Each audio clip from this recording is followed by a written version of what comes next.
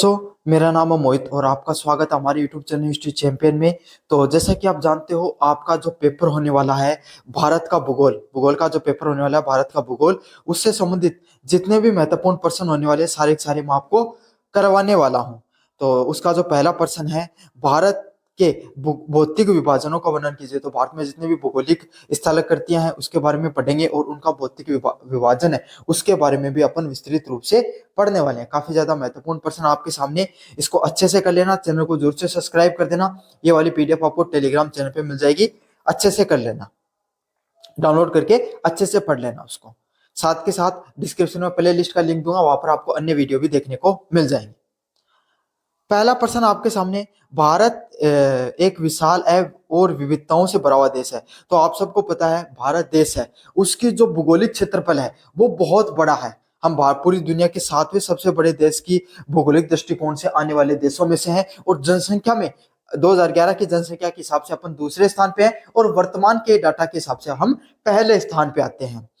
तो और साथ के साथ हमारे देश में सिर्फ जनसंख्या और भौगोलिक दृष्टिकोण से ही हम सिर्फ बड़े नहीं है, बल्कि हमारा जो भौगोलिक दृष्टिकोण है उसमें और हमारी संस्कृति में काफी बड़ा भेदभाव जो अंतर भी देखने को मिलता है। अगर आप उत्तर से लेकर दक्षिण तक जाओ तो पहनावा, खाना पीना, त्योहार, बोली, भाषा सब बदल जाती है। सिर्फ ऐसे ही नहीं, सिर्फ एक राज्य से दूसरे राज्य में नहीं, अगर आप एक राज्य के अंदर भी रहते हो तो एक क्षेत्र से लेकर दूसरे क्षेत्र में जाते हो तो भी भाषा, बोली, पानी, खान पान है वो बदल जाता है। तो हम इतनी विविधताओं से भरे हुए देश हैं जिसका भूगर्भीय संरचना व उच्चावच के पर्याप्त भिन्नता है। और भारत में अगर इस सिर्फ जो संस्कृति में ही आपके सामने जो बदलाव नहीं देखने को मिलता है, हमारा जो भूगर्भीय जो स्थितियां हैं उसमें भी बदलाव देखने को मिलता है। जहां अगर अपन सिर्फ राजस्थान की बात कर लें, भारत देश की भी नहीं बात करें, तो एक तरफ रेगिस्तान देखने को मिलता है जहां पर आप देखोगे तो सूखे की समस्या होती है। वहीं झालावाड़ आपके सामने, जो झालावाड़ हो गया, टोंक हो गया, बूंदी हो गया, यहाँ पर आपके सामने अक्सर नदी नालों में उफान देखने को मिलता है और वहां पे बाढ़ की समस्या भी देखने को मिलती है ना। एक तरफ भारत में, एक तरफ अलवर भरतपुर में आपको सामने जो मैदानी क्षेत्र देखने को मिलता है, वहीं यहाँ पर अजमेर, थोड़ी सी दूर जाओगे अजमेरी क्षेत्र में आपको पहाड़ी क्षेत्र देखने को मिलेगा और थोड़ी दूर जाओगे तो मरुस्थलीय क्षेत्र देखने को मिलेगा। तो भारत में जो स्थल कृतियां हैं उसमें भी काफी ज्यादा भिन्नताएं देखने को मिलती हैं। इन्हीं भिन्नताओं के आधार पे भारत को मुख्य रूप से 6 भौतिक विभाजनों में बांटा गया है। और इन्हीं सब, अगर अपन भिन्नताओं की बात करें तो भारत है उसको कुल अलग अलग प्रकार की 6 भौतिक जो विभाजन है उनके आधार पर इनका विभाजन किया गया है। पहले विभाजन की बात करें, उत्तरी पर्वतीय प्रदेश। सबसे पहला प्रदेश कौन सा आपके सामने, उत्तरी के अंदर जो पर्वतीय प्रदेश पाए जाते हैं जिसमें हिमालय पर्वत मुख्यतः है। विशेषताओं की बात करें, यह विश्व की सबसे ऊंची और नवीनतम वलित पर्वतमाला है जो भारत की उत्तरी सीमा और पश्चिम से पूर्व तक फैली हुई है। तो अगर भारत की अपन शुरुआत करें तो सबसे पहले आपको पता भाई उत्तर से शुरुआत होती है किसी भी चीज की। तो सबसे पहले अपने को देखने को मिलता है उत्तरी दिशा में क्या देखने को मिलता है, आपके सामने जो हिमालय है वो देखने को मिलता है, जिसकी शुरुआत आपके सामने जो अफगानिस्तान या पाकिस्तान से लेकर या म्यांमार तक चलती है, जिसमें भारत में आपके सामने पंजाब में भी है। यहाँ पर जो जम्मू कश्मीर के अंदर से जम्मू कश्मीर, हिमाचल प्रदेश, आपके सामने उत्तराखंड, फिर जो आगे अपन जाते हैं सिक्किम और फिर अरुणाचल प्रदेश तक इसका फैलाव देखने को मिलता है, जिसकी सीमा उत्तरी सीमा और पश्चिम से लेकर पूर्वी तक फैली हुई है। इसमें 3 समानांतर श्रेणियां, तो इसमें अलग अलग प्रकार की 3 समानांतर आपको श्रेणियां देखने को मिलती हैं। पहला है महान हिमालय। सबसे पहले हिमालय कौन सा है, महान हिमालय। अब महान हिमालय के आगे लिखा होता है हिमाद्री, है ना। क्या तो महान हिमालय बोलते हैं या फिर हिमाद्री के नाम से जाना जाता है। हिमाद्री के नाम से क्यों जाना जाता है, हिमाद्री के नाम से इसलिए जाना जाता है क्योंकि इस पे यहाँ पर आपके सामने सबसे जो ऊंची चोटियां देखने को मिलती हैं, है ना। और हर समय यहाँ पर बर्फ रहती है। तो इसका जो औसतन अगर ऊंचाई की भी बात करें तो 6000 जो मीटर है उससे ऊंची आपके सामने चोटियां देखने को मिलती हैं। और इसी के ऊपर सबसे ऊंची ऊंची जैसे K2 हो गया, आपके सामने कंचनजंगा हो गया, आपके सामने जो माउंट एवरेस्ट हो गया, ये जो सबसे ऊंची ऊंची जो चोटियां हैं वो इसमें ही देखने को मिलती हैं। इसका विस्तार आपके सामने नेपाल में भी देखने को मिलता है। नेपाल में सारी ऊंची चोटियां देखने को मिलती हैं। अगला है लघु हिमालय। उसके बाद में जो हिमाद्री हिमालय है उसके बाद में ये ऐसे हैं, 3 पैरेलल लाइंस है, मतलब ऐसे वाली लाइंस, समझ में आ गया। सबसे पहले जो सबसे ऊंचे वो हिमाद्री है और महान हिमालय है जो सबसे उत्तरी दिशा में। फिर बीच की जो आपके सामने देखने को मिलता है वो लघु हिमालय होता है, जिसको अपन हिमाचल हिमालय व उत्तराखंड हिमालय के नाम से भी जानते हैं, जहां पर आपके सामने थोड़ा कम ऊंचाई वाला क्षेत्र देखने को मिलता है और यहाँ पर अक्सर आपको दून भी दिखाई देते हैं, जैसे देहरादून हो गया आपके सामने, जो जैसे उस वक्त दून एक समतल क्षेत्र होता है जहां पर क्या बसावट भी की जा सकती है। और लास्ट में आपको देखने को मिलता है आखिरी क्षेत्र शिवालिक वाला क्षेत्र, जो बिल्कुल कम ऊंचाई है, जिसका विस्तार आपको सामने पूर्वोत्तर में लगभग देखने को मिलता है। महत्व की बात करें, भारत को मध्य एशिया की जो सबसे ठंडी हवाओं से बचाने का कार्य करता है। इसका कार्य क्या होता है भाई, हिमालय का कार्य क्या है, अब आपको पता है। जो रशिया की बात करें और उसके बाद चाइना की बात करें तो यहाँ पर सबसे ज्यादा ठंडा प्रदेश है। समझ में आ गया, मध्य एशिया में बहुत ज्यादा ठंड पड़ती है। आपको जो साइबेरिया देश का नाम सुना होगा, रशिया है, आपको वहां पे हमेशा ठंड रहती है हर वक्त। चाइना में भी ठंड रहती है, लेकिन उस ठंडी हवाएं आती हैं जो पोलर रीजन से आपके सामने, उसको रोकने का कार्य कौन करता है, आपके सामने हिमालय कार्य करता है। और भारत की जो जलवायु है उसको ठंडी के बजाय उष्ण कटिबंधीय बनाने का कार्य करता है। साथ के साथ मानसून पवनों को रोकने का भी काम करता है। अगर हिमालय नहीं होता तो भारत में जो इतनी जो वर्षा देखने को मिलती है वो नहीं मिलती। क्यों? हिमालय की एक तो ऊंचाइयां इतनी है कि इससे जो बादल है वो टकराकर भारत के जो पूर्वोत्तर क्षेत्र हो, चाहे पंजाब का क्षेत्र हो, चाहे आपके सामने यूपी बिहार का क्षेत्र हो, यहाँ पे बरसात करने का भी कार्य करता है। साथ के साथ इसके अंदर काफी मात्रा में ग्लेशियर वगैरह भी पाए जाते हैं, जिसके वजह से जो बारहमासी जो नदियां हैं उसको भी पानी का स्रोत पर्याप्त स्तर पे मिल जाता है। तो नदियों को जो पर्याप्त स्तर पे जो पानी है वो प्रोवाइड करवाने का काम भी इसी का है, क्योंकि ग्लेशियर से जो पानी है वो आपके सामने पिघलता है और इससे गंगा, जो सिंध नदी हो गई आपके सामने, ब्रह्मपुत्र जैसी 3 भारत की प्रमुख नदियां इसी कारण से पैदा होती हैं। और अलग अलग प्रकार की छोटी छोटी नदियां तो है ही। वन संपदा और जैव विविधता से भी भरपूर है। तो आपको पता है भाई, जहाँ पे पानी होगा, जहाँ पे पहाड़ी क्षेत्र होगा, वहां पे वन संपदा मिलना तो एक आवश्यक बात है। और इससे पर्यटन और जल विद्युत के लिए महत्वपूर्ण है। तो भारत की कितनी ज्यादा जल विद्युत परियोजनाएं हैं वो आपके सामने कहां पर देखने को मिलती हैं, हिमालय क्षेत्र में देखने को मिलती हैं। तो इससे क्या होता है, आपके सामने जैव विविधता भी है, पर्यटन और जल विद्युत के लिए भी काफी ज्यादा महत्वपूर्ण है। समझ में आ गया आपके सामने। अगला क्षेत्र है उत्तरी मैदान, जहां पे सिंधु, गंगा व ब्रह्मपुत्र के मैदान देखने को मिलते हैं। दूसरा भूभाग है उत्तरी मैदान। अब हिमालय से अपन थोड़ा नीचे की तरफ आए तो हिमालयन जो नदियां हैं उनके द्वारा, वो हिमालय से निकली ग्लेशियर से उनका जो पानी था उन्होंने लिया, और वहां से क्या है वो अपने साथ मिट्टी का बहाव लेकर लेकर आती हैं। जब तेजी से बहती हैं आपके सामने हिमालय से, पहाड़ी क्षेत्र से, तो अपने साथ कंकर पत्थर लेके आते हैं, वो घिसते चले जाते हैं, कुछ मिट्टी को अपने साथ लेकर आती है। वो मिट्टी जैसे मैदानी क्षेत्र पे आती है तो भाई मैदानी क्षेत्र में, पहाड़ी क्षेत्र में तो ढलान देखने को मिलती है, जिस वजह से स्पीड होती है नदी की।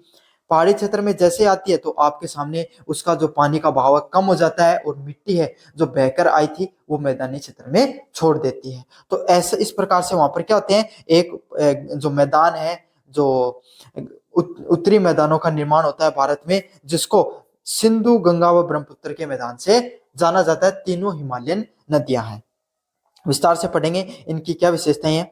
ये हिमालय से निकलने वाली नदियां जैसे सिंधु, गंगा, ब्रह्मपुत्र और उनकी सहायक नदियों द्वारा लाया गया जालोड निष्पक्षों से निर्मित एक विशाल समतल मैदान है। तो जैसा कि मैंने आपको बताया कि सिंधु, गंगा और ब्रह्मपुत्र जैसी नदियां हैं वो अपने साथ कुछ मिट्टी, कुछ सील्ट, कुछ गाद है वो अपने साथ लेकर आती हैं, जिससे क्या होता है, आपके सामने एक विशाल जो मैदान है उनका निर्माण होता है। और ये क्या है, दुनिया के सबसे बड़े आपके सामने जलोढ़ के जो मैदान है उनमें से एक है ना। इसमें भी अलग अलग पाए जाते हैं, खादर, बांगर और आपके सामने तराई के मैदान के नाम से जाना जाता है। 3 भाग होते हैं इसके भी, खादर, बांगर और आपके सामने तराई, जो उत्तरी जो मैदान देखने को मिलते हैं, जहां पर जो सबसे ज्यादा नवीनतम देखने को मिलती है। इसमें से जो नदियों के द्वारा आपके सामने जब नदियां आती हैं मैदानी क्षेत्र में, और उसके द्वारा जो बाढ़ है वही आती है काफी ज्यादा। पहले तो गर्मियों के मौसम में थोड़े संकीर्ण नदियां होती हैं, वो संकीर्ण हो जाती है, थोड़े ही क्षेत्र में बहती हैं। लेकिन जैसे आपके सामने जो मानसून आता है, तो वो नदियां, उसका बहाव क्षेत्र वो काफी बड़े क्षेत्र में हो जाता है, और उस क्षेत्र में वो मिट्टी अपने साथ बहाकर लाई हुई वहीं पर छोड़ के चली जाती है। तो वहां से दो प्रकार के आपके सामने भूभाग का मिट्टियों का निर्माण होता है। एक होती है खादर और दूसरी होती है भांगर।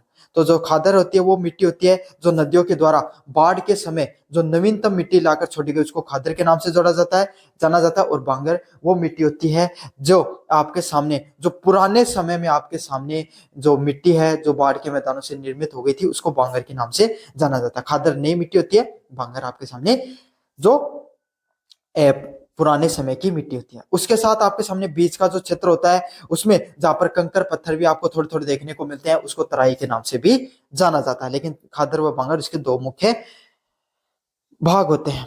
अगले वाला महत्व की बात करें, सबसे अधिक उपजाऊ मिट्टी यहाँ पर पाई जाती है। अगर आप उत्तरी मैदानों की बात करें, तो नदियों के द्वारा जो जलोढ़ मिट्टी लाई जाती है, वो भारत की सबसे ज्यादा आपके सामने उपजाऊ मिट्टी होती है, जहां पर सबसे ज्यादा कृषि देखने को मिलती है। पर्याप्त मात्रा में जल भी उपलब्ध हो जाता है। वही ऐसे आपको पता है, ऐसे जो नदियों के द्वारा अब नदियां, बारहमासी नदियां अगर बहती हैं, तो इससे क्या हो जाता है, आपके सामने जो जल की उपलब्धता भी हमेशा बनी रहती है। भूजल है, उसमें भी पर्याप्त मात्रा में वृद्धि होती रहती है, और आपके सामने जो जल है वो भी अच्छे से उपलब्ध होता रहता है। कृषि सिंचाई के लिए भी आप क्या कर सकते हो, अलग अलग प्रकार की परियोजनाएं चलाई जाती हैं। साथ ही साथ समतल भूभाग देखने के कारण यहाँ पे कृषि हृदय स्थल के नाम से जाना जाता है। मतलब यहाँ पर सबसे ज्यादा कृषि होती है, जहां अधिकांश खाद्यान्न फसलें उगाई जाती हैं। और इस वाले क्षेत्र में क्या होता है, आपके सामने ऐसा भूभाग होता है जहां पे अधिकतर खाद्यान्न से गेहूं, चावल, जो गन्ना है ना, इस प्रकार की जो फसलें हैं जो ज्यादातर लोग खाने के लिए उपयोग में लेते हैं, उनका अधिकतर क्या किया जाता है, उनको उगाई जाती है। साथ के साथ जहां पर अच्छी उपजाऊ जमीन हो, अच्छी कृषि होती हो, और पानी की उपलब्धता भी आसानी से हो जाए, तो इस प्रकार के क्षेत्र में क्या है भाई, पुरानी बसावट भी बहुत ज्यादा देखने को मिलती है। तो यहाँ पर जनसंख्या भी सबसे ज्यादा देखने को मिलती है। और प्राचीन समय में जैसे मगध जैसे साम्राज्यों की स्थापना भी यहीं पर हुई थी। तो बहुत ज्यादा प्राचीन सभ्यताएं भी यहाँ पर देखने को मिलती है, और सघन जनसंख्या भी देखने को मिलती है। अगले वाले भूभाग की तरफ बढ़े, तो अगले वाला भूभाग है प्रायद्वीपीय पठार, पेनिसुलर प्लेटो। विशेषताएं हैं, यह भारत का सबसे बड़ा भूभाग है और सबसे प्राचीन भूभाग के नाम से इसको जाना जाता है, जो त्रिभुजाकार उत्तरी मैदानों के दक्षिण में है। तो अब क्या होता है आपके सामने, जैसे अपन ने हिमालय देख लिया, हिमालय के बाद में अपन ने देखा उत्तरी मैदान, तो अब अपन बढ़ते हैं दक्षिण की तरफ। मध्य प्रदेश में आपके सामने जो नर्मदा नदी के पास का जो भूभाग आता है, जहां पे पठारी क्षेत्र देखने को मिलता है, और ये ट्राइंगल शेप में देखने को मिलता है अक्सर, जो कहाँ पे आपके सामने जो उत्तरी मैदान है उसके दक्षिण में देखने को मिलता है, जहां पे अग्नि और रूपांतरित चट्टानों से बना हुआ है। हुआ क्या, यहाँ पे प्राचीन समय में ज्वालामुखी है, वो ज्वालामुखी फटती हैं, और उनका जो लावा है वो यहाँ पर व्यवस्थित रूप से जाकर जम जाता है, और जिससे क्या होता है, पठारों का निर्माण होता है। यहाँ पर केंद्रीय उच्च भूमि जैसे मालवा का पठार, बुंदेलखंड का पठार भी देखने को मिलता है। तो जो मालवा का पठार है, महाराष्ट्र का बुंदेलखंड वाला पठार है, वो देखने को मिलते हैं। और दक्कन का जो पठार होता है, जिसमें पश्चिमी घाट व पूर्वी घाट में विभाजित किया गया है। तो अलग अलग प्रकार के आपके सामने पठारी क्षेत्र देखने को मिलते हैं। और ये पठार क्षेत्र में खास करके बुंदेलखंड और मालवा का जो पठार है, उनमें सबसे ज्यादा खनिज संपदा भी देखने को मिलती है। खास करके जो बिहार का जो पठारी क्षेत्र है, रांची का पठार का क्षेत्र है, वहां पर भी काफी ज्यादा मात्रा में क्या देखने को मिलते हैं, खनिज देखने को मिलते हैं। महत्व की बात करें, यहाँ पे खनिज बहुत भारी मात्रा में पाए जाते हैं, जैसे लो एस की खानें हो गई, उड़ीसा, बिहार, झारखंड आपके सामने, ये ऐसे कुछ क्षेत्र हैं जहाँ पे सबसे ज्यादा खनिज है वो देखने को मिलते हैं पठारी क्षेत्र के अंदर। कोयला, मैग्नीज व बॉक्साइट के भंडार यहाँ पर देखने को मिलते हैं। यहाँ पर काली मिट्टी दक्कन ट्रैप में कपास की खेती के लिए उपयुक्त है। और ये जो पठार है, इस पठारी क्षेत्र में आपके लावा के वजह से कौन सी मिट्टी का निर्माण हुआ, काली मिट्टी का निर्माण होता है। काली मिट्टी की विशेषता यही होती है कि वो अपने अंदर सबसे ज्यादा नमी धारण कर सकती है। स्वयं जुताई हो सकती है, जिसकी आपको जुताई करने की जरूरत नहीं पड़ती है। पानी जैसे उसके ऊपर पानी लगता है वो चिपचिपी हो जाती है, और उसके ऊपर एक लेयर जम जाती है, जिसके कारण उसका जो नमी है वो जाती नहीं है, और जिससे कृषि के लिए वो हमेशा उपयुक्त रहती है। तो इस प्रकार से सबसे ज्यादा यहाँ पर कपास की खेती होती है, और इसी वजह से इस क्षेत्र में आपके सामने किसका ज्यादा उद्योगों का निर्माण, सूती वस्त्र उद्योग का उसका बहुत अच्छे से निर्माण हुआ। साथ के साथ इस क्षेत्र से आपके सामने जो विंध्याचल पर्वत भी जो श्रृंखला देखने को मिलती है इसी क्षेत्र में, वहां से अनेक प्रकार की जो नदियां भी देखने को मिलती हैं, जैसे नर्मदा हो गई, ताप्ती नदी हो गई, साथ के साथ अगर अपन बात करें गोदावरी नदी हो गई, वो इन सब क्षेत्रों से निकलती है। अगले वाले भूभाग की तरफ अगर अपन बाढ़ में बढ़े अगले भूभाग की तरफ, तो हमने देख लिया आपके सामने जो सबसे पहले उत्तर की तरफ हमने देखा हिमालय को, फिर अपन बढ़े और नीचे की तरफ आए तब अपन बढ़े आपके सामने मैदानी क्षेत्रों की तरफ, फिर अपन ने पठारों को भी देख लिया। अब अपन पढ़ेंगे भारत की और राजस्थान का जो भूभाग है मरुस्थलीय क्षेत्र। ये अरावली पर्वतमाला के पश्चिम में स्थित है, मतलब जो अरावली पर्वतमाला है उसका जो पश्चिमी क्षेत्र है उसमें आपके सामने क्या देखने को मिलता है, जो शुष्क व अर्धशुष्क प्रदेश देखने को मिलता है, मतलब ऐसा प्रदेश जहाँ पे जो बरसात है वो बहुत कम होती है, और यहाँ पर आपके सामने मरुस्थलीय क्षेत्र देखने को मिलता है। उसके पीछे एक बहुत बड़ा कारण अरावली क्षेत्र भी है। अरावली क्षेत्र के कारण होता क्या है, अरावली के जितने भी जो मानसून आता है वो उसके पूर्वी दिशा में, बादल उसके पूर्वी दिशा में टकराते हैं। एक तो वो सीधी है एकदम राजस्थान में, तो लगभग बादल तो सीधे निकल जाते हैं मानसूनी हवाएं, लेकिन कुछ बस्ती हैं वो टकराती हैं, वो पूर्वी दिशा में बरसात करते हैं, जिस कारण वहां पे अलवर, भरतपुर, जयपुर, टोंक, सवाईमाधोपुर जैसे क्षेत्र में किसके मैदानों का निर्माण होता है आपके सामने, और उसका जो पश्चिमी क्षेत्र होता है वहां पर कम बरसात होती है, इस कारण वहां पर मरुस्थलीय क्षेत्र का निर्माण होता है। यहाँ पर रेतीले मैदान पाए जाते हैं जिनको बालूका स्तूप के नाम से भी जाना जाता है। स्तूप तो आप समझते हो ना, बड़े बड़े टीले होते हैं उनको बोला जाता है, जहाँ पे ऊर्ध्वाधर अनुप्रस्थ जो हो गया उनके कुछ नाम से जाना जाता है। समझ में आएगा, तो बड़े बड़े टीले होते हैं जिनका निर्माण होता है, मिट्टी के बड़े बड़े दौरे हैं उनका निर्माण होता है। साथ के साथ यहाँ वर्षा भी बहुत कम होती है। अगर राजस्थान की औसत वर्षा की बात करें, तो 150 मिलीमीटर के नाम से भी कम होती है। और अगर जहां पर मरुस्थलीय क्षेत्र है वहां से तो 30 से लेकर 50 mm से भी कम बरसात देखने को मिलती है। महत्व की बात करें, यहाँ पर राजस्थान के जो मरुस्थलीय क्षेत्र है उसकी विशेषता यही है कि यहाँ पर अधिक गर्मी पड़ती है, तो यहाँ पर जो खाद्यान्य फसलें हैं उसमें मोटा अनाज मुख्यतः उगता है, जैसे कि ज्वार हो गया, बाजरा हो गया, आपके सामने मक्का हो गया, इस प्रकार की फसलें मुख्यतः देखने को मिलती हैं। साथ के साथ पशुधन की बात करें तो यहाँ पर ज्यादातर पशुधन भी आपको देखने को नहीं मिलता है। ऊंट हो गया, भेड़ हो गया, बकरी होगी, इस प्रकार के पशुधन जो कम सीमित संसाधनों में कम जल के अंदर भी अपना जीवन निर्वाह कर सकते हैं, उस प्रकार के पशुधन ही देखने को मिलता है। साथ के साथ सौर और पवन ऊर्जा की भी पावर जो पर्याप्त संभावना है भाई इस क्षेत्र होता है। यहाँ पर आपके सामने जो आंधियां हो गई, बहुत अच्छे आंधियां भी चलती हैं काफी ज्यादा, तो यहाँ पर पवन ऊर्जा का भी काफी स्कोप है, और सौर ऊर्जा का तो है ही। मरुस्थलीय क्षेत्र है, काफी ज्यादा ऐसा क्षेत्र है जहाँ पर कोई पेड़ पौधे नहीं पाए जाते हैं, ना कोई इतनी ज्यादा आपके सामने लोग रहते हैं, तो जमीन भी काफी ज्यादा है, और हर समय आपके सामने जो सूर्य की किरणें उनकी उपलब्धता रहती है, तो सौर ऊर्जा और पवन ऊर्जा की पर्याप्त स्तर पर यहाँ पर संभावनाएं हैं। साथ के साथ आपके सामने बाड़मेर, जैसलमेर वाले क्षेत्र में पेट्रोलियम और जो प्राकृतिक गैस है वहां की काफी ज्यादा फैक्ट्रियां लगी हुई हैं, और वैसे भी काफी ज्यादा संभावनाएं हैं। इंदिरा गांधी नहर ने कुछ क्षेत्रों को कृषि जैसा संभव बनाया गया, और उसके बाद में राजस्थान सरकार, जो पंजाब हो गया, उनकी जो संयुक्त परियोजना है आपके सामने, हरियाणा, राजस्थान और पंजाब की जो इंदिरा गांधी नहर परियोजना, जिसके तहत राजस्थान के जो मरुस्थलीय क्षेत्र है, खास करके गंगानगर, हनुमानगढ़, जैसलमेर, जोधपुर, बीकानेर वाला और चूरू का कुछ क्षेत्र है जहाँ पे मरुस्थल देखने को मिलता है, वहां पे इंदिरा गांधी नहर ने क्या किया है, पानी जो आया है और उससे वहां से कृषि संभव हुई है। अब लास्ट व आखिरी जो आपके सामने जो मैदान है, तटीय मैदान। अब तटीय मैदानों की तरफ अपन बढ़ने वाले हैं।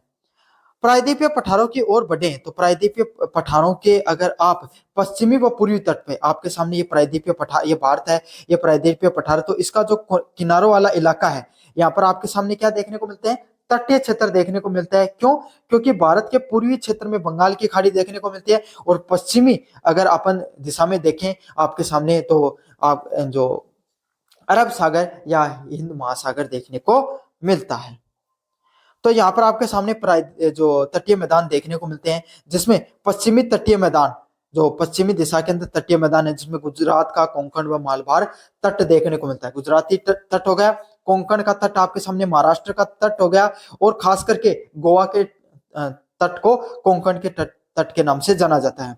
मालभार का आपके सामने तट देखने को मिलता है, जहां पे आपके सामने जो केरल का जो क्षेत्र है उसको मालाबार के जो तट के नाम से जाना जाता है। और ये संकरा व कटाफटा आपके सामने है, जबकि पूर्वी तट है उत्कल, उत्तरी सरकार व कोरामंडल चौड़ा व अधिक नदियों द्वारा निर्मित है। क्योंकि इधर का गुजरात और कोंकण वाला जो तट है वो कटाफटा क्यों है? क्योंकि यहाँ की जो नदियां हैं इनके द्वारा जो ज्वारमुख का निर्माण होता है, ये एक तो डेल्टा का निर्माण नहीं करती हैं, दूसरी बात पश्चिमी दिशा के अंदर हिंद महासागर में बहुत, जो आपके सामने अरब सागर में बहुत कम नदियां गिरती हैं, जो बड़ी कोई बहुत ज्यादा बड़ी नदियां यहाँ पर नहीं गिरती हैं। और जो पूर्वी क्षेत्र है यहाँ पर इतना बड़ा जो ज्यादा चौड़ा इसीलिए क्योंकि गोदावरी, कृष्णा, ताप्ती जैसी, गंगा आपके सामने जैसी बड़ी नदियां हैं वो कहां पर गिरती हैं? बंगाल की खाड़ी में गिरती हैं। और इनकी खासियत भी यही कि डेल्टा का निर्माण करते हैं, जिससे बड़ा तटीय क्षेत्र का निर्माण होता है। समझ में आ गया? तो यह आपके सामने इसके महत्व की बात करें इस क्षेत्र की, इस क्षेत्र में मुख्यतः मछली पकड़ना, चावल की खेती, नारियल के बागान देखने को मिलते हैं। तो भाई समुद्र के किनारे होने वाले जितने भी आपके सामने जो कार्य होते हैं वो आपके सामने देखने को मिलते हैं, जिसमें मछली पकड़कर लोग अपना जीवन यापन करते हैं, चावल की खेती की जाती है, बंदरगाहों का विकास किया जाता है, जहाँ पर व्यापार व वाणिज्य के भी केंद्र है, जहाँ पे आपके सामने कलकत्ता का जो बंदरगाह है, उड़ीसा का जो बंदरगाह है, आपके सामने जो मुंबई का बंदरगाह है, उस जैसे कुछ बड़े बंदरगाह देखने को मिलते हैं। मालाबार व कोरामंडल जैसे आपके सामने दो बड़े बंदरगाह तटबंध है, जहाँ पे आपके तट है, जहाँ पर सबसे ज्यादा व्यापार देखने को मिलता है। अगले वाला भूभाग है द्वीप समूह। भारत में दो द्वीप समूह मुख्यतः देखने को मिलते हैं, बंगाल की खाड़ी और अंडमान निकोबार।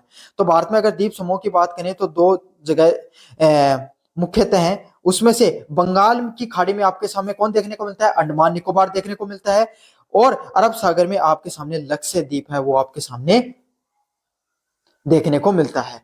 तो जहां जो अंडमान निकोबार का जो निर्माण है वो किससे हुआ है? ज्वालामुखी व विवर्तनिक मूल से हुआ है, जबकि जो परवाल भित्तियों से आपके सामने लक्षद्वीप का निर्माण हुआ है। तो अंडमान निकोबार है उसको क्या, वहां पर उसमें अलग अलग प्रकार की ज्वालामुखियों का विस्फोट होता है, और ज्वालामुखी के विस्फोट से जैसे लावा जम गया तो एक स्थलकृतियों का निर्माण हो गया, छोटे छोटे स्थलकृतियों, वो द्वीपों का निर्माण हो गया, और उसको अंडमान निकोबार के नाम से बोलते हैं। और लक्षद्वीप है वो आपके सामने परवाल भित्तियां हैं, उनसे घास फूस हो गया या फिर समुद्री जो अपशिष्ट होता है, छोटे छोटे जो मुंगेरी चट्टाने होते हैं वो एक जगह इकट्ठे हो जाते हैं, और उससे एक स्थलकृतियों का निर्माण हो जाता है, द्वीपों का निर्माण हो जाता है, उसको प्रवाल भित्ति बोलते हैं, उससे लक्षद्वीप का निर्माण होता है।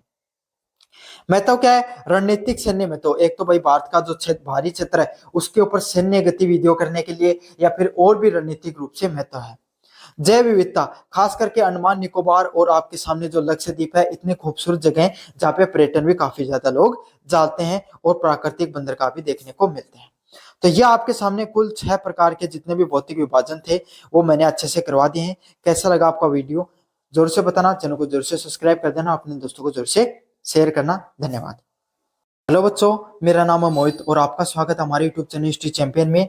तो जैसा कि आप जानते हो आपका जो पेपर होने वाला है भारत का भूगोल, उसके जितने भी महत्वपूर्ण प्रश्न है उनकी पूरी सीरीज करा रहा हूँ। उसका जो अगला प्रश्न है भारत की प्रमुख फसलें और उनके उत्पादन क्षेत्र, उसके बारे में मैं आपको कंप्लीट अध्ययन करा रहा हूँ। तो आपको क्या करना है, आपको चैनल को सब्सक्राइब कर देना है।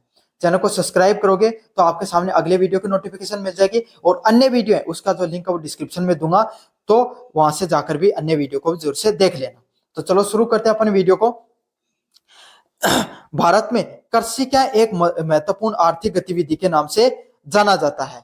तो भारत में जो कृषि होती है उसके जो फसलों के बारे में बताना है, तो कृषि के बारे में देखेंगे तो भारत में आपको पता है जब भारत आजाद हुआ था तब भारत की लगभग आपके सामने 65% से ज्यादा जनसंख्या किस पर निर्भर करती थी? सिर्फ कृषि पर निर्भर करती थी। और आज भी भारत की कुछ जो निर्भरता कम हुई है, हम सर्विस सेक्टर, औद्योगिक क्षेत्र में अच्छा कर रहे हैं उस कारण, लेकिन अभी भी भारत की काफी जनसंख्या है जो किस पर निर्भर करती है? आपके सामने कृषि पर निर्भर करती है, और खास करके तो ग्रामीण क्षेत्र की तो सबसे ज्यादा निर्भर करती है। यहाँ पर विभिन्न प्रकार की जलवायु तथा मृदा मृदा परिस्थितियों के कारण फसलों में विविधता पाई जाती है। तो ये जो क्षेत्र है, यहाँ पे अलग अलग प्रकार की जलवायु और जो मृदा है उसकी परिस्थितियों के कारण क्या फसलों में अलग अलग प्रकार की विविधता पाई जाती है। भारत में एक प्रकार की मिट्टी नहीं पाई जाती है, भारत में अलग अलग प्रकार की मिट्टी पाई जाती है। अगर आप देखो उत्तरी मैदानों क्षेत्र में तो जो जलद मृदा है वो पाई जाती है आपके सामने। अगर आप जो दक्कन के पठार है, यहाँ पे काली लाल मिट्टी पाई जाती है। तटीय क्षेत्रों में आपके सामने लवणीय मिट्टी पाई जाती है। मरुस्थलीय क्षेत्र में आपके सामने जो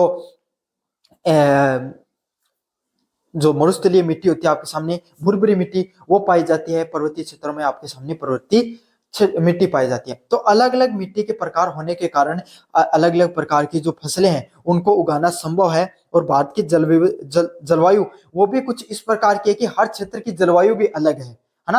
अब अगर आप उत्तरी क्षेत्र की बात करो तो यहाँ पर सर्दियां ज्यादा पड़ती हैं। जो आपके सामने जो अगर आप दक्षिण के भारत में जाओगे तो वहां पे सर्दी इतनी ज्यादा नहीं होती है, एक सामान्य तापमान भी रहता है। समझ में आ गया। तो भारत की जलवायु भी ऐसी है जहां पर तापमान में भी जलवायु में भी विविधता देखने को मिलती है। इस कारण भारत में विविध फसलों में विविधता होना एक सामान्य सी बात है। फसलों को मुख्य रूप से 3 कृषि ऋतुओं में बांटा गया है। तो भारत में अगर फसलों की बात करें तो जो कृषि ऋतु हैं अलग अलग प्रकार की उनमें उनको बांटा गया, जैसे खरीफ रबी और जायद फसलों में मुख्यतः इन तीनों को बांटा गया है। समझ में आ गया। तो 3 प्रमुख कृषि फसलें हैं, उनके बारे में भी पढ़ेंगे अपन विस्तार से। सबसे जो पहले फसलें आती हैं वो आती हैं खरीफ की फसलें, है ना, जिनको कब बोया जाता है, जून जुलाई में बोया जाता है। अब जो मानसूनी सीजन की शुरुआत होती है भारत में जून में और काफी क्षेत्र में जुलाई में पहुंचता है, राजस्थान जैसे क्षेत्रों में तो वहां पर जुलाई में उसमें उनकी कृषि की जाती है। जैसे भारत में मानसून आता है तो उस समय बरसात के कारण, क्योंकि भारत का लगभग कृषि है वो किस पे निर्भर करती है आपके सामने, लगभग कृषि आपके सामने मानसून पर निर्भर करती है। तो जैसे मानसून आता है जमीन है उसमें जो बरसात के कारण नमी होती है उसके बाद में उसकी जुताई की जाती है। और इस फसल को जैसे भारत में ठंड जो का मौसम है सर्दी का मौसम आता है उससे पहले सितंबर अक्टूबर में इसकी कटाई की जाती है। प्रमुख फसलों की बात करें और सबसे ज्यादा महत्वपूर्ण फसल है जिससे संबंधित प्रश्न अक्सर देखने को मिलता है, कौन सा है, चावल की फसल। समझ में आ गया। इससे संबंधित आपके सामने प्रश्न जरूर देखने को मिलता है, इसको भाई अच्छे से कर लेना। विशेषताओं की बात करें, भारत की मुख्य खाद्यान्न फसल के रूप में जाना जाता है किसको, चावल को, जिसमें सबसे उच्च तापमान आपके सामने लगभग 25 डिग्री से अधिक तापमान देखने को मिलता है और लगभग उच्च आर्द्रता भी देखने को मिलती है 100 सेंटीमीटर से अधिक। मतलब ये फसल उस वाले क्षेत्र में होगी जहां पर तापमान हमेशा 25 डिग्री से ज्यादा होगा। तो 25 डिग्री से ज्यादातर तापमान आपको कौन से क्षेत्र में देखने को मिलता है, उत्तर भारत में, पंजाब, बिहार, आपके सामने हरियाणा और यूपी, उत्तर प्रदेश हो गया। इस ये वाला वो क्षेत्र होता है जहां पर 25 डिग्री से अधिक तापमान मिलता है और हमेशा आर्द्रता ह्यूमिडिटी भी अच्छी होगी और 100 जो सेंटीमीटर है मिलीमीटर है उससे ज्यादा बरसात होनी चाहिए आपके सामने, तभी आपके सामने क्या है ये फसलें उगती हैं।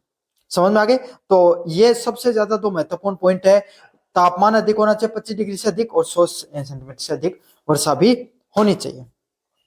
इसके मुख्य उत्पादित क्षेत्रों की बात करें तो आपके सामने उत्तर भारत में खास करके ये सबसे ज्यादा देखने को मिलती है। कुछ भूभाग दक्षिणी भूभाग में भी इसकी कृषि की जाती है जहां पर पानी की उपलब्धता सुगमता से देखने को मिलती है, काफी ज्यादा मात्रा में इसको पानी भी चाहिए। तो इसी क्षेत्र में इसका ये उत्पादित हो सकती है जहां पर सबसे ज्यादा बरसात होती है। पहला क्षेत्र है जहां पर ये अच्छे जिसका सबसे ज्यादा उत्पादन होता है वो पश्चिम बंगाल हो गया आपके सामने, फिर उत्तर प्रदेश, पंजाब, आंध्र प्रदेश, तमिलनाडु और आपके सामने बिहार, उड़ीसा में खास करके इसका क्या उत्पादन होता है। तो मुख्य क्षेत्र आपको पता है उत्तर प्रदेश, पंजाब, पश्चिम बंगाल और आपके सामने आंध्र प्रदेश और तमिलनाडु वो प्रमुख क्षेत्र हैं जहां पर, और बिहार जहां पर सबसे ज्यादा चावल की कृषि है वो की जाती है। और इस भूभाग में आपके सामने मुख्यतः चावल को खाद्यान्न के रूप में खाया भी जाता है। समझ में आ गया। अगले वाली जो फसल है खरीफ फसलों में वो कौन सी है, मक्का की फसल।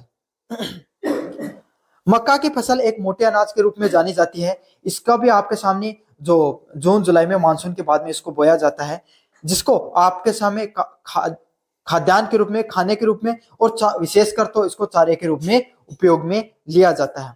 इसके लिए तापमान के लिए आपको तापमान की बात करें तो 21 डिग्री से 27 डिग्री के बीच में, मतलब आपके सामने विशेषकर ठीक ठाक तापमान आपको इसको चाहिए और हल्की वर्षा, मतलब बरसात की इसको ज्यादा जरूरत नहीं होती। राजस्थान जैसा जो दक्षिणी क्षेत्र है वहां पे मक्के की आपके सामने खेती होती है। ठीक ठाक आपको तापमान हो और आपके सामने अगर थोड़ी ठीक ठाक वर्षा होती है उस वाले क्षेत्र में आपको देखने को मिलती है। इसमें चावल जितनी बरसात की जरूरत नहीं होती है। उत्पादन क्षेत्र की बात करें तो कर्नाटक, उत्तर प्रदेश, मध्य प्रदेश, बिहार, आंध्र प्रदेश और राजस्थान में ये वाली फसलें उगाई जाती हैं। कौन सा क्षेत्र? कर्नाटक वाला क्षेत्र हो गया, उत्तर प्रदेश वाला क्षेत्र हो गया, मध्य प्रदेश और आंध्र प्रदेश और राजस्थान में मक्के की फसल होती है। अगले वाला है, अगला मोटा अनाज है वो इस समय बोया जाता है, वो कौन सा होता है? ज्वार की फसल को उगाया जाता है। मोटा अनाज की फसल है जहां पे कम वर्षा व उच्च तापमान वाले क्षेत्र में उगाई जाती है। तो आपके सामने ज्वार की जो फसल है आप सबको पता है कहां पर उगाई जाती है, जहां पर कम मोटा अनाज की विशेषता यही होती है कि वो उस क्षेत्र में उगता है जहां पर आपके सामने कम बरसात देखने को मिलती है और उच्च तापमान होते हैं। विशेषकर आपके सामने महाराष्ट्र, कर्नाटक, आंध्र प्रदेश और मध्य प्रदेश क्षेत्र में उगाई जाती है। तो अच्छे से याद कर लेना, महाराष्ट्र वाला क्षेत्र, मध्य प्रदेश वाला क्षेत्र और कर्नाटक वाले क्षेत्र में इसकी सबसे ज्यादा उत्पादन होता है ज्वार का। अगले वाला पॉइंट आपके सामने बाजरा। तो बाजरा आपके सामने बलुई व कम उपजाऊ मृदा में भी और कम वर्षा में होने वाली आपके सामने जो मोटे अनाज की फसल है, बाजरा एक ऐसी फसल है जो सबसे कम आपके सामने क्या होगा, बरसात होगी तो भी ये क्या हो सकता है, अच्छा हो सकता है और इसको इतनी ज्यादा बरसात की भी जरूरत नहीं होती है। तो ये उस वाले क्षेत्र में होता है, खास करके राजस्थान का जो मरुस्थलीय क्षेत्र है जहाँ पे कम बरसात देखने को मिलती है, कम उपजाऊ भूमि है, बालू मिट्टी पाई जाती है, तो ये सब बाजरा है वहां पर उत्पादित होता है। खास करके राजस्थान का जो क्षेत्र है, पश्चिमी क्षेत्र हो गया, साथ के साथ उत्तर प्रदेश का कुछ क्षेत्र हो गया और जो राजस्थान के लगती सीमाएं हैं गुजरात व हरियाणा में आपके सामने मुख्यतः बाजरा को बोया जाता है। अगले वाली फसल है खरीफ फसलों में कपास की फसल, काफी ज्यादा महत्वपूर्ण फसल है जिसमें मुख्य रूप से रेशेदार फसलों में इसको जाना जाता है। कैसा तापमान चाहिए आपके सामने? इसके लिए उच्च तापमान होना चाहिए और बरसात है वो भी हल्की होनी चाहिए, मतलब कम बरसात में और उच्च तापमान में इसका उत्पादन हो सकता है। 201 पाला रहित दिन होने चाहिए। इसके लिए सबसे जरूरी बात यही है कि इसमें आपके सामने पाला मतलब ठंड नहीं पड़नी चाहिए ज्यादा दिन। सबसे इंपॉर्टेंट है 110 दिन इसको लगभग ऐसे चाहिए जिसमें ठंड है वो कम रहे और तेज धूप खिले। जितनी ज्यादा तेज धूप होती है उतने ही ज्यादा आपके सामने जो कपास है उसकी कृषि शानदार होती है। तो इसके लिए सबसे जरूरी आपके सामने 210 पाला रहित दिन होने चाहिए, मतलब कम सर्दी पड़नी चाहिए। काली मृदा है वो इसके लिए सबसे ज्यादा उपयोगी, इसीलिए आपके सामने मध्य प्रदेश और महाराष्ट्र में खास करके इसका सबसे ज्यादा उत्पादन होता है। काली मिट्टी है, रेगुर मिट्टी है जिसको आपके सामने कपासी मिट्टी के भी नाम से जाना जाता है, वो मिट्टी इसके लिए सबसे ज्यादा उपयुक्त मिट्टी के रूप में जानी जाती है। उत्पादन क्षेत्र की बात करें, महाराष्ट्र, गुजरात, तेलंगाना और आपके सामने आंध्र प्रदेश और पंजाब हरियाणा का जो क्षेत्र है विशेषकर उस क्षेत्र में आपके सामने सबसे ज्यादा इस जो कपास है उसका उत्पादन देखने को मिलता है। अगली फसल की बात करें आपके सामने गन्ना। गन्ना कैसी फसल होती है जहां पे उष्ण कटिबंधीय और आपके सामने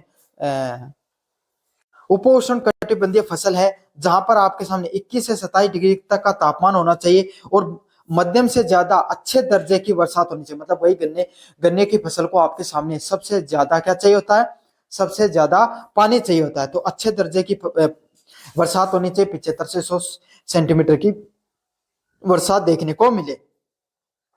उत्पादन वाला क्षेत्र मिले की बात करें तो जहां पर क्या तो नदियां बहती हैं या फिर अच्छी मात्रा में बरसात होती है, उसी जो प्रदेश में इसकी जो आपके सामने क्या देखने को मिलते हैं, इसकी कृषि देखने को मिलती है।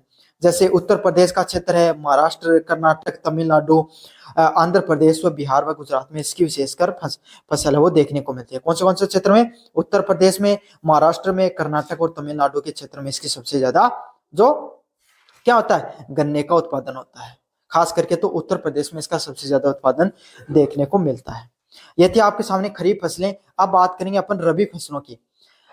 सर्द मौसम जैसे ही आता है तो जैसे सितंबर अक्टूबर में आपके सामने जो खरीफ फसलें उनको काट लिया जाता है, उसके बाद में सर्दी के मौसम में आपके सामने क्या होती है, उस मौसम में आपके सामने जिन फसलों को बोया जाता है अक्टूबर से दिसंबर तक और जिनको अप्रैल से जून मतलब गर्मी के आने से पहले भारत में है ना उनको काट लिया जाता है, उन फसलों को आपको क्या कहा जाता है, रबी की फसलों के नाम से जाना जाता है। विशेषकर आपके सामने सबसे पहले और सबसे प्रमुख फसल जो इसमें आती है, मतलब इस प्रकार की फसलें जिनको उत्पादित होने के लिए आपको किस प्रकार का जलवायु चाहिए, ठंडी जलवायु चाहिए, वो फसलें इसमें मुख्य प्रकार से आती हैं। पहली प्रमुख फसल है गेहूं की फसल, जहां पर भारत की दूसरी सबसे महत्वपूर्ण खाद्यान्न फसल है। भारत में पहले नंबर पे सबसे ज्यादा चावल बोया जाता है और उसके बाद में सबसे ज्यादा क्या बोया जाता है, गेहूं बोया जाता है, जिसको आपके सामने ठंडी जलवायु की जरूरत होती है। 10 से 15 डिग्री का तापमान होना चाहिए और 20 से 25 डिग्री का तापमान है कटाई के समय होना चाहिए। मतलब तापमान का बहुत बड़ा असर होता है आपके सामने रबी फसलों में, जहां पे 10 से 15 डिग्री का जो तापमान है वो बुआई के समय हो और 20 से 25 डिग्री का तापमान है वो आपके सामने कटाई का समय हो। आपके सामने ना सिर्फ यहाँ पर आपके सामने तापमान का महत्व है, बल्कि बरसात है या वर्षा है उसका भी बहुत अच्छा महत्वपूर्ण योगदान होता है। यहाँ पर लगभग 50 से लेकर 75 सेंटीमीटर तक बरसात की भी आवश्यकता होती है। मतलब मध्यम मध्यम से अच्छे दर्जे की आपके सामने बरसात होनी चाहिए, 50 से लेकर 75 सेंटीमीटर की। और जिन क्षेत्रों में ही इसको उगाया जाता है, जहां पर क्या होता है, विशेष करके आपके सामने जो अच्छी मात्रा में बरसात देखने को मिलती है, या फिर जहाँ पे बुआई के लिए आपके सामने नदियां हैं या सिंचाई की पर्याप्त मात्रा में पानी उपलब्ध है, उसी क्षेत्र में गेहूं को उगाया जा सकता है, वरना गेहूं की फसल नहीं होती है। गेहूं का उत्पादन आपके सामने मुख्यतः उत्तर प्रदेश, पंजाब, हरियाणा जैसे क्षेत्र में इसको उगाया जाता है। समझ में आ गया, यहाँ पर अच्छी मात्रा में पानी मिल जाता है। साथ के साथ कुछ क्षेत्र होता है जहाँ पे मध्य प्रदेश और राजस्थान और बिहार में भी इसका उत्पादन देखने को मिलता है। अगले वाली जो फसल है वो कौन सी है, जौ की फसल। अगला जो अनाज है जो आपके सामने जो है, जो फसल बोई जाती है वो कौन सी, जौ क्या जो अनाज है वो उगाया जाता है। कम उपजाऊ फसल है, मर्दा व कम वर्षा वाले क्षेत्रों में उगाया जाता है। तो आपके सामने मतलब गेहूं से कम उपजाऊ वाली जमीन है जहां पर गेहूं नहीं उगाया जा रहा है, उस जगह में उसकी जगह क्या उगा देते हैं लोग, उसकी जगह उगाया जाता है आपके सामने जौ, जिसमें कम उपजाऊ जमीन चाहिए और कम वर्षा में ये आसानी से उग जाता है। विशेषकर आपके सामने राजस्थान, उत्तर प्रदेश व मध्य प्रदेश का जो क्षेत्र है, यहाँ पर उसका वो वाला क्षेत्र जहां पे आपके सामने उत्पादकता गेहूं की नहीं देखने को मिलती है, उस क्षेत्र में इसका उत्पादन किया जाता है। समझ में आ गया, तो राजस्थान, उत्तर प्रदेश और मध्य प्रदेश में इसका मुख्यतः उत्पादन देखने को मिलता है। विशेषताओं की बात करें, रबी की जो प्रमुख फसल है और तिलहन की फसल के रूप में जो अगले वाली फसल है वो कौन सी है, सरसों। सरसों की फसल कहां पर बोई जाती है, आपके सामने रबी की सबसे प्रमुख फसलों में से और तिलहन की फसलों में आती है, जहां पर जिसको राजस्थान, उत्तर प्रदेश, हरियाणा और मध्य प्रदेश में बोया जाता है। अगली जो सबसे महत्वपूर्ण फसल है वो है चना। चने जो रबी की ये भी प्रमुख फसल है, जहां पे मध्य प्रदेश, राजस्थान, महाराष्ट्र, उत्तर प्रदेश में इसको बोया जाता है। फिर जो आपके सामने जो बीच का मौसम आता है, जो सर्दी और गर्मी के बीच का मौसम आता है, जहां पे आपके सामने जो खाली रहता है मार्च से लेकर जून तक, पूरे भारत में ऐसा मौसम होता है जहां पर बहुत कम फसलें बोई जाती हैं। खाद्यान्न फसलें हो गई या वाणिज्य फसलें हो गई, वो कम बोई जाती हैं। तो उस समय आपके सामने जो बीच के समय में जायद फसलें उगाई जाती हैं, जो कम समय में जिनका उत्पादन हो सकता है और कम पानी में हो सकता है। तो इसमें कौन सी होती हैं, जो खाने पीने की, जो विशेषकर जैसे तरबूज हो गया, खरबूजे हो गए, ककड़िया हो गए, सब्जी हो गई और चारे की फसलें हैं, वो मुख्य रूप से उगाए जाते हैं। इस समय ना तो नदियों में इतना पानी रहता है, ना आपके सामने जो सिंचाई है उसके लिए आपको मुख्यतः किस पर निर्भर होना पड़ता है, भूजल पे होना पड़ता है, या फिर अगर नहरी क्षेत्र हो तो वहां पर होना पड़ता है, या कोई सिंचाई परियोजना चल रही है उस पर आपको निर्भर होना पड़ता है। तो ये फसलें वहीं पर उगाई जा सकती हैं जहां पर आपके सामने सिंचाई की पर्याप्त मात्रा में संसाधन उपलब्ध हो, वहीं पे आपके सामने इन फसलों को उगाया जाता है। जहाँ पे उत्तर प्रदेश, पंजाब, हरियाणा और राजस्थान के कुछ भूभागों में इन फसलों को उगाया जाता है। भारत में कृषि विविधता वाले देश में भौगोलिक व जलवायु जो विभिन्नताओं को दर्शाती है। आपके सामने जो भारत जैसा क्षेत्र है, यहाँ पे कृषि की विविधता देखने को मिलती है और भौगोलिक व जलवायु आपके सामने विभिन्नताएं भी देखने को मिलती हैं। इन प्रमुख फसलों में अनेक विशिष्ट उत्पादन के क्षेत्र हैं, जहां पर ज्ञान, कृषि नियोजन, खाद्य सुरक्षा नीतियां और ग्रामीण विकास कार्यक्रमों की आवश्यकता है। तो भारत जैसा देश है, यहाँ पे कृषि भूमि की कमी नहीं है, यहाँ की मिट्टी है वो भी ठीक ठाक उपजाऊ है, लेकिन हमें जरूरत है यहाँ पे भारत में तकनीक की और कम से कम जो मानसून है उस पर निर्भरता कम करने की, जिससे क्या हो, भारत और अधिक जो खाद्यान्न है उसका उत्पादन कर पाए। तो ये थी भारत की कुछ प्रमुख जो फसलें हैं और उनके उत्पादन क्षेत्र के बारे में। काफी ज्यादा महत्वपूर्ण प्रश्न है। चावल और चाय वाला प्रश्न आपके सामने जो मुख्यतः देखने को मिलता है, अच्छे से करके चले जाना इन प्रश्नों को। अगर ये वाला प्रश्न आए तो मैंने लगभग इसका रिवीजन करवा दिया है। धन्यवाद। हेलो बच्चों, मेरा नाम है मोहित और आपका स्वागत है हमारे यूट्यूब चैनल हिस्ट्री चैंपियन में। तो जैसा कि आप जानते हो, आपका जो पेपर होने वाला है भारत का भूगोल, उसके जितने भी महत्वपूर्ण प्रश्न है उनकी पूरी सीरीज करा रहा हूँ। उसका जो अगला प्रश्न है भारत की प्रमुख फसलें और उनके उत्पादन क्षेत्र, उसके बारे में मैं आपको कंप्लीट अध्ययन करा रहा हूँ। तो आपको क्या करना है, आपको चैनल को सब्सक्राइब कर देना है। चैनल को सब्सक्राइब करोगे तो आपके सामने अगले वीडियो की नोटिफिकेशन मिल जाएगी, और अन्य वीडियो है उसका जो लिंक है वो डिस्क्रिप्शन में दूंगा, तो वहां से जाकर भी अन्य वीडियो को जरूर से देख लेना। तो चलो शुरू करते हैं अपने वीडियो को। भारत में कृषि क्या एक महत्वपूर्ण आर्थिक गतिविधि के नाम से जाना जाता है। तो भारत में जो कृषि होती है उसके जो फसलों के बारे में बताना है। तो कृषि के बारे में देखेंगे तो भारत में आपको पता है, जब भारत आजाद हुआ था तब भारत की लगभग आपके सामने 65% से ज्यादा जनसंख्या किस पर निर्भर करती थी, सिर्फ कृषि पर निर्भर करती थी। और आज भी भारत की कुछ जो निर्भरता कम हुई है, हम सर्विस सेक्टर औद्योगिक क्षेत्र में अच्छा कर रहे हैं उस कारण, लेकिन अभी भी भारत की काफी जनसंख्या है जो किस पर निर्भर करती है, आपके सामने कृषि पर निर्भर करती है, और खास करके तो ग्रामीण क्षेत्र की तो सबसे ज्यादा निर्भर करती है। यहाँ पर विभिन्न प्रकार की जलवायु तथा मृदा मृदा परिस्थितियों के कारण फसलों में विविधता पाई जाती है। तो ये जो क्षेत्र है यहाँ पे अलग अलग प्रकार की जलवायु और जो मृदा है उसकी परिस्थितियों के कारण क्या फसलों में अलग अलग प्रकार की विविधता पाई जाती है। भारत में एक प्रकार की मिट्टी नहीं पाई जाती है, भारत में अलग अलग प्रकार की मिट्टी पाई जाती है। अगर आप देखो उत्तरी मैदानों क्षेत्र में तो जो जलद मृदा है वो पाई जाती है आपके सामने। अगर आप जो दक्कन के पठार है यहाँ पे काली लाल मिट्टी पाई जाती है। तटीय क्षेत्रों में आपके सामने लवणीय मिट्टी पाई जाती है। मरुस्थलीय क्षेत्र में आपके सामने जो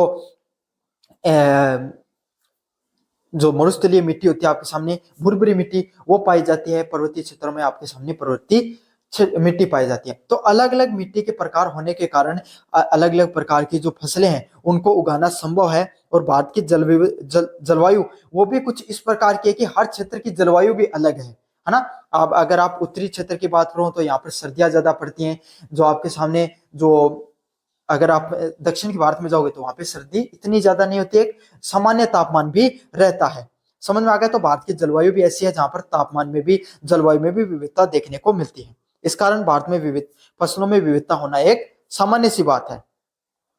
फसलों को मुख्य रूप से 3 कृषि ऋतुओं में बांटा गया है। तो भारत में अगर फसलों की बात करें तो जो कृषि ऋतु हैं अलग अलग प्रकार की, उनमें उनको बांटा गया, जैसे खरीफ रबी और जायद फसलों में मुख्यतः इन तीनों को बांटा गया है। समझ में आ गया। तो 3 प्रमुख कृषि फसलें हैं, उनके बारे में भी पढ़ेंगे अपन विस्तार से। सबसे जो पहले फसलें आती हैं वो आती हैं खरीफ की फसलें, है ना, जिनको कब बोया जाता है, जून जुलाई में बोया जाता है। अब जो मानसूनी सीजन की शुरुआत होती है भारत में जून में, और काफी क्षेत्र में जुलाई में पहुंचता है, राजस्थान जैसे क्षेत्रों में तो वहां पर जुलाई में उसमें उनकी कृषि की जाती है। जैसे भारत में मानसून आता है तो उस समय बरसात के कारण, क्योंकि भारत का लगभग कृषि है वो किस पर निर्भर करती है आपके सामने, लगभग कृषि आपके सामने मानसून पर निर्भर करती है। तो जैसे मानसून आता है, जमीन है उसमें जो बरसात के कारण नमी होती है, उसके बाद में उसकी जुताई की जाती है।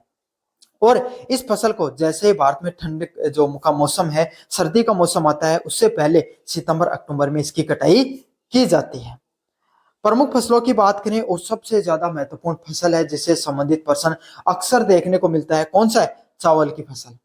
समझ में आ गया। इससे संबंधित आपके सामने प्रश्न जरूर देखने को मिलता है, इसको भाई अच्छे से कर लेना। विशेषताओं की बात करें, भारत की मुख्य खाद्यान्न फसल के रूप में जाना जाता है किसको, चावल को, जिसमें सबसे उच्च तापमान आपके सामने लगभग 25 डिग्री से अधिक तापमान देखने को मिलता है, और लगभग उच्च आर्द्रता भी देखने को मिलती है 100 सेंटीमीटर से अधिक। मतलब ये फसल उस वाले क्षेत्र में होगी जहां पर तापमान हमेशा 25 डिग्री से ज्यादा होगा। तो 25 डिग्री से ज्यादातर तापमान आपको कौन से क्षेत्र में देखने को मिलता है, उत्तर भारत में, पंजाब, बिहार, आपके सामने हरियाणा और यूपी, उत्तर प्रदेश हो गया। इस ये वाला वो क्षेत्र होता है जहां पर 25 डिग्री से अधिक तापमान मिलता है, और हमेशा आर्द्रता ह्यूमिडिटी भी अच्छी होगी, और 100 जो सेंटीमीटर है, मिलीमीटर है, उससे ज्यादा बरसात होनी चाहिए आपके सामने, तभी आपके सामने क्या है, ये फसलें उगती हैं। समझ में आ गए। तो ये सबसे ज्यादा तो महत्वपूर्ण पॉइंट है, तापमान अधिक होना चाहिए 25 डिग्री से अधिक, और 100 सेंटीमीटर से अधिक वर्षा भी होनी चाहिए।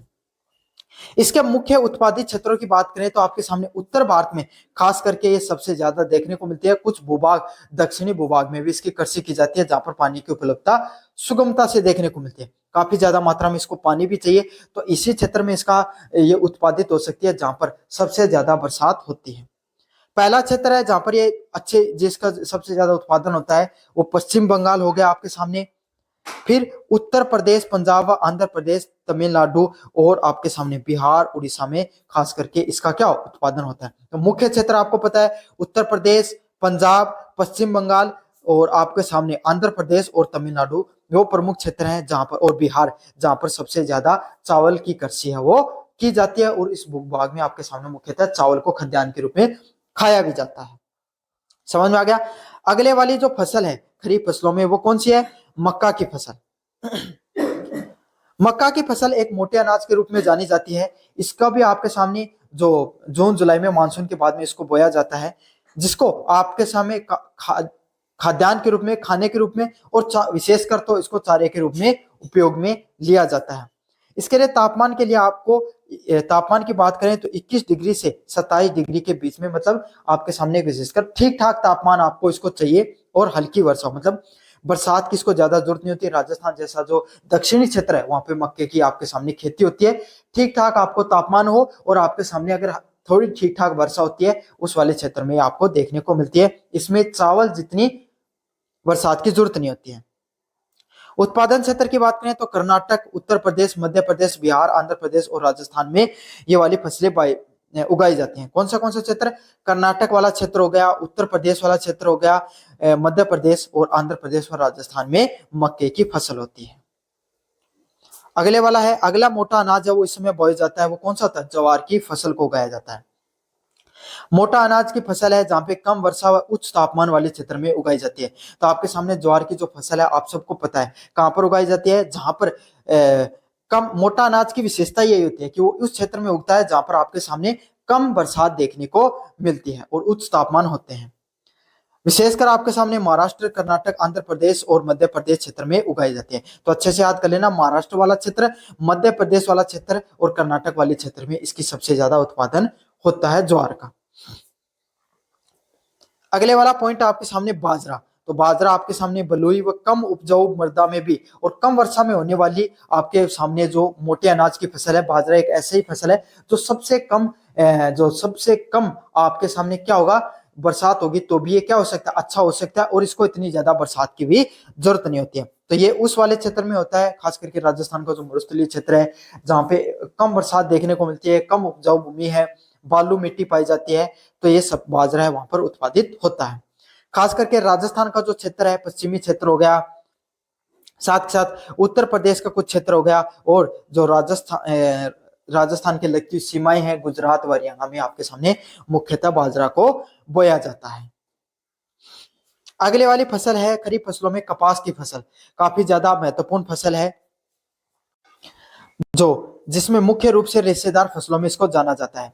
कैसा तापमान चाहिए आपके सामने? इसके लिए उच्च तापमान होना चाहिए और बरसात है वो भी हल्की होनी चाहिए, मतलब कम बरसात में और उच्च तापमान में इसका तो उत्पादन हो सकता है। 201 पाला रहित दिन होने चाहिए। इसके लिए सबसे जरूरी बात यही है कि इसमें आपके सामने पाला मतलब ठंड नहीं पड़नी चाहिए ज्यादा दिन। सबसे इंपॉर्टेंट है 110 दिन इसको लगभग ऐसे चाहिए जिसमें ठंड है वो कम रहे और तेज धूप खिले। जितनी ज्यादा तेज धूप होती है उतने ही ज्यादा आपके सामने जो कपास है उसकी कृषि शानदार होती है। तो इसके लिए सबसे जरूरी आपके सामने 210 पाला रहित दिन होने चाहिए, मतलब कम सर्दी पड़नी चाहिए। काली मृदा है वो इसके लिए सबसे ज्यादा उपयोगी, इसीलिए आपके सामने मध्य प्रदेश और महाराष्ट्र में खास करके इसका सबसे ज्यादा उत्पादन होता है। काली मिट्टी है, रेगुर मिट्टी है जिसको आपके सामने कपासी मिट्टी के भी नाम से जाना जाता है, वो मिट्टी इसके लिए सबसे ज्यादा उपयुक्त मिट्टी के रूप में जानी जाती है। उत्पादन क्षेत्र की बात करें, महाराष्ट्र, गुजरात, तेलंगाना और आपके सामने आंध्र प्रदेश और पंजाब हरियाणा का जो क्षेत्र है, विशेषकर उस क्षेत्र में आपके सामने सबसे ज्यादा इस जो कपास है उसका उत्पादन देखने को मिलता है। अगली फसल की बात करें आपके सामने गन्ना। गन्ना कैसी फसल होती है जहां पे उष्ण कटिबंधीय और आपके सामने उपोष्ण कटिबंधीय फसल है, जहां पर आपके सामने 21 से 27 डिग्री तक का तापमान होना चाहिए और मध्यम से ज्यादा अच्छे दर्जे की बरसात होनी चाहिए। मतलब वही गन्ने गन्ने की फसल को आपके सामने सबसे ज्यादा क्या चाहिए होता है, सबसे ज्यादा पानी चाहिए होता है। तो अच्छे दर्जे की बरसात होनी चाहिए, 75 से 100 सेंटीमीटर की बरसात देखने को मिले। उत्पादन वाला क्षेत्र मिले की बात करें तो जहां पर क्या तो नदियां बहती हैं या फिर अच्छी मात्रा में बरसात होती है, उसी जो प्रदेश में इसकी जो आपके सामने क्या देखने को मिलते हैं, इसकी कृषि देखने को मिलती है। जैसे उत्तर प्रदेश का क्षेत्र है, महाराष्ट्र, कर्नाटक, तमिलनाडु, आंध्र प्रदेश व बिहार व गुजरात में इसकी विशेषकर फसल है वो देखने को मिलती है। कौन से क्षेत्र में? उत्तर प्रदेश में, महाराष्ट्र में, कर्नाटक और तमिलनाडु के क्षेत्र में इसकी सबसे ज्यादा जो क्या होता है, गन्ने का उत्पादन होता है। खास करके तो उत्तर प्रदेश में इसका सबसे ज्यादा उत्पादन देखने को मिलता है। ये थी आपके सामने खरीफ फसलें। अब बात करेंगे अपन रबी फसलों की। सर्द मौसम जैसे ही आता है, तो जैसे सितंबर अक्टूबर में आपके सामने जो खरीफ फसलें उनको काट लिया जाता है, उसके बाद में सर्दी के मौसम में आपके सामने क्या होती है, उस मौसम में आपके सामने जिन फसलों को बोया जाता है अक्टूबर से दिसंबर तक, और जिनको अप्रैल से जून मतलब गर्मी के आने से पहले भारत में है ना उनको काट लिया जाता है, उन फसलों को आपको क्या कहा जाता है, रबी की फसलों के नाम से जाना जाता है। विशेषकर आपके सामने सबसे पहले और सबसे प्रमुख फसल जो इसमें आती है, मतलब इस प्रकार की फसलें जिनको उत्पादित होने के लिए आपको किस प्रकार का जलवायु चाहिए, ठंडी जलवायु चाहिए, वो फसलें इसमें मुख्य प्रकार से आती हैं। पहली प्रमुख फसल है गेहूं की फसल, जहां पर भारत की दूसरी सबसे महत्वपूर्ण खाद्यान्न फसल है। भारत में पहले नंबर पे सबसे ज्यादा चावल बोया जाता है और उसके बाद में सबसे ज्यादा क्या बोया जाता है, गेहूं बोया जाता है, जिसको आपके सामने ठंडी जलवायु की जरूरत होती है। 10 से 15 डिग्री का तापमान होना चाहिए और 20 से 25 डिग्री का तापमान है कटाई के समय होना चाहिए। मतलब तापमान का बहुत बड़ा असर होता है आपके सामने रबी फसलों में, जहाँ पे 10 से 15 डिग्री का जो तापमान है वो बुआई के समय हो और 20 से 25 डिग्री का तापमान है वो आपके सामने कटाई का समय हो। आपके सामने ना सिर्फ यहाँ पर आपके सामने तापमान का महत्व है, बल्कि बरसात है या वर्षा है उसका भी बहुत अच्छा महत्वपूर्ण योगदान होता है। यहाँ पर लगभग 50 से लेकर 75 सेंटीमीटर तक बरसात की भी आवश्यकता होती है। मतलब मध्यम मध्यम से अच्छे दर्जे की आपके सामने बरसात होनी चाहिए, 50 से लेकर 75 सेंटीमीटर की। और जिन क्षेत्रों में ही इसको उगाया जाता है, जहां पर क्या होता है, विशेष करके आपके सामने जो अच्छी मात्रा में बरसात देखने को मिलती है, या फिर जहाँ पे बुआई के लिए आपके सामने नदियां है या सिंचाई की पर्याप्त मात्रा में पानी उपलब्ध है, उसी क्षेत्र में गेहूं को उगाया जा सकता है, वरना गेहूं की फसल नहीं होती है। गेहूं का उत्पादन आपके सामने मुख्यतः उत्तर प्रदेश, पंजाब, हरियाणा जैसे क्षेत्र में इसको उगाया जाता है। समझ में आ गया? यहाँ पर अच्छी मात्रा में पानी मिल जाता है। साथ के साथ कुछ क्षेत्र होता है जहाँ पे मध्य प्रदेश और राजस्थान और बिहार में भी इसका उत्पादन देखने को मिलता है। अगले वाली जो फसल है वो कौन सी है, जौ की फसल। अगला जो अनाज है जो आपके सामने जो है, जो फसल बोई जाती है वो कौन सी, जौ क्या जो अनाज है वो उगाया जाता है। कम उपजाऊ फसल है, मर्दा व कम वर्षा वाले क्षेत्रों में उगाया जाता है। तो आपके सामने मतलब गेहूं से कम उपजाऊ वाली जमीन है जहां पर गेहूं नहीं उगाया जा रहा है, उस जगह में उसकी जगह क्या उगा देते हैं लोग, उसकी जगह उगाया जाता है आपके सामने जौ, जिसमें कम उपजाऊ जमीन चाहिए और कम वर्षा में ये आसानी से उग जाता है। विशेषकर आपके सामने राजस्थान, उत्तर प्रदेश व मध्य प्रदेश का जो क्षेत्र है, यहाँ पर उसका वो वाला क्षेत्र जहां पे आपके सामने उत्पादकता गेहूं की नहीं देखने को मिलती है, उस क्षेत्र में इसका उत्पादन किया जाता है। समझ में आ गया? तो राजस्थान, उत्तर प्रदेश और मध्य प्रदेश में इसका मुख्यतः उत्पादन देखने को मिलता है। विशेषताओं की बात करें, रबी की जो प्रमुख फसल है और तिलहन की फसल के रूप में जो अगले वाली फसल है वो कौन सी है, सरसों। सरसों की फसल कहां पर बोई जाती है, आपके सामने रबी की सबसे प्रमुख फसलों में से और तिलहन की फसलों में आती है, जहां पर जिसको राजस्थान, उत्तर प्रदेश, हरियाणा और मध्य प्रदेश में बोया जाता है। अगली जो सबसे महत्वपूर्ण फसल है वो है चना। चने जो रबी की ये भी प्रमुख फसल है, जहां पे मध्य प्रदेश, राजस्थान, महाराष्ट्र, उत्तर प्रदेश में इसको बोया जाता है। फिर जो आपके सामने जो बीच का मौसम आता है, जो सर्दी और गर्मी के बीच का मौसम आता है, जहां पे आपके सामने जो खाली रहता है मार्च से लेकर जून तक, पूरे भारत में ऐसा मौसम होता है जहां पर बहुत कम फसलें बोई जाती हैं। खाद्यान्न फसलें हो गई या वाणिज्य फसलें हो गई, वो कम बोई जाती हैं। तो उस समय आपके सामने जो बीच के समय में जायद फसलें उगाई जाती हैं, जो कम समय में जिनका उत्पादन हो सकता है और कम पानी में हो सकता है।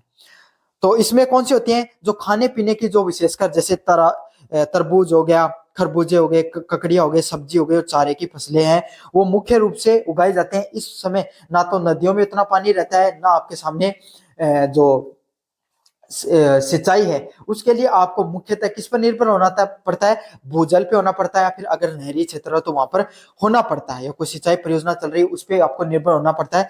तो ये फसलें वहीं पर उगाई जा सकती है जहां पर आपके सामने सिंचाई की पर्याप्त मात्रा में संसाधन उपलब्ध हो, वहीं पे आपके सामने इन फसलों को उगाया जाता है। जहाँ पे उत्तर प्रदेश, पंजाब, हरियाणा और राजस्थान के कुछ भूभागों में इन फसलों को उगाया जाता है।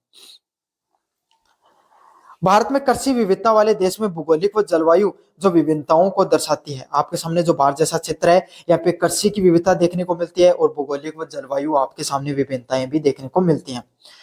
इन प्रमुख फसलों में अनेक विशिष्ट उत्पादन के क्षेत्र हैं जहां पर ज्ञान, कृषि नियोजन, खाद्य सुरक्षा नीतियां और ग्रामीण विकास कार्यक्रमों की आवश्यकता है। तो भारत जैसा देश है, यहाँ पे कृषि भूमि की कमी नहीं है, यहाँ की मिट्टी है वो भी ठीक ठाक उपजाऊ है, लेकिन हमें जरूरत है यहाँ पे भारत में तकनीक की और कम से कम जो मानसून है उस पर निर्भरता कम करने की, जिससे क्या हो भारत और अधिक जो खाद्यान्न है उसका उत्पादन कर पाए। तो ये थी भारत की कुछ प्रमुख जो फसलें हैं और उनके उत्पादन क्षेत्र के बारे में। काफी ज्यादा महत्वपूर्ण प्रश्न है। चावल और चाय वाला प्रश्न आपके सामने जो मुख्यतः देखने को मिलता है, अच्छे से करके चले जाना इन प्रश्नों को। अगर ये वाला प्रश्न है तो मैंने लगभग इसका रिवीजन करवा दिया है। धन्यवाद।